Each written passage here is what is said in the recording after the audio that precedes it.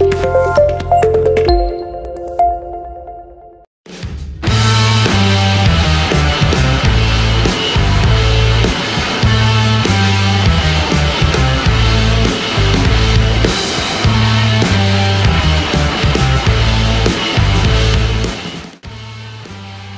atas PSMS, Semen Padang FC perbesar peluang lolos ke Liga 1.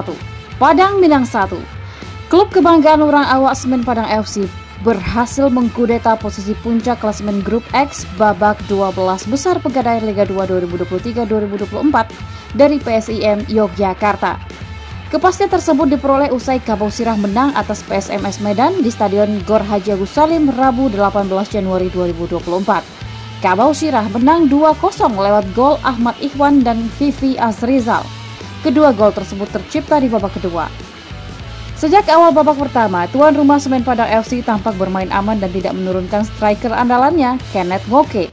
Minimnya suplai bola di lini tengah membuat tim Kabau Sirah berfokus pada dua sayap lincah mereka. Tapi serangan tuan rumah masih bisa dipatahkan pemain belakang tim Ayam Kinantan. Sebaliknya, anak-anak asuhan Legimin Raharjo malah lebih banyak memainkan pola counter attack, namun cukup ampuh membuat pertahanan Semen Padang FC kelabakan. Sampai pertengahan babak pertama tidak ada serangan berbahaya dari tuan rumah ataupun tim tamu. Karena kurangnya serangan, Ngoke pun dimasukkan di menit ke-40. Di akhir babak pertama malah PSMS yang mendapatkan peluang emas. Tapi sayang, kesempatan itu berujung dengan gol yang dianulir wasit karena offside.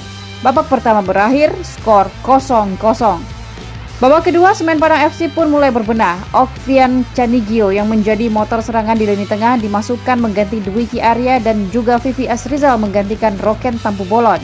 Tuan rumah pun memulai dominasinya dengan melakukan serangan yang bertumbuh pada Kenneth Ngoke. Kombinasi serangan dari lini tengah ke sisi sayap langsung berjalan. Perubahan yang dilakukan membuahkan hasil. Di menit ke-50, Semen Padang FC berhasil memecah kebuntuan. Berawal dari tendangan sudut dari Vivi Azrizal yang diterima baik oleh Firman Juliansyah dengan sundulan dan disambut Ahmad Ikhwan. Gol pertama dari Ahmad Ikhwan pun langsung membuat seisi Stadion Gor Haji Agus Salim Padang bergemuruh. Skor pun berubah 1-0 untuk keunggulan tim Kabau Sirah. Unggul 1 gol membuat anak asuhan Delviadri meningkatkan intensitas serangan. Beberapa rotasi pun dilakukan untuk menambah daya gedor tim. Sekali lagi, Semen Padang FC pun mendapatkan tambahan gol di menit ke-71 dari umpan brilian Kenneth Ngoke kepada Randy Setiawan yang masuk di babak kedua dan memantul kepada Rosat Setiawan.